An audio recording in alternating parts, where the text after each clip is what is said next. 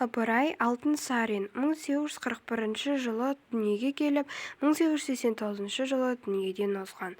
Ол ағартушы, педагог, жазушы, фольклоршы, этнограф болған. Алғашқы мектепті ашқан кісі. Ыбырай Алтынсарин қазақтың ағартушылық тарихында және ұлттық мектебінің қалыптасуында терең із қалдырды. Ол 1841 жылы қазіргі Қостанай облысының аумағында дүниеге келген.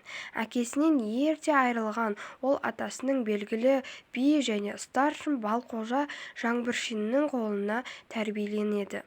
Ыбырай бала кезінен бастап білімге және өз бетінше оқып білуге бейім екенін байқатты. Ыбырай Алтынсарин 1889 жылы қайтыс болды. Ыбырай Алтынсарин қазақ әдебиетінің атасы, ұлы педагог, жазушы. 1841 жылы Торғай жерінде дүниеге келген.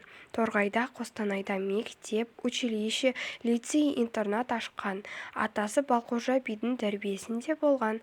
Ата-анасынан жастайынан қалған. Мақсаты ұстаздық қылу, мектеп ашу, балаларды оқыту болатын.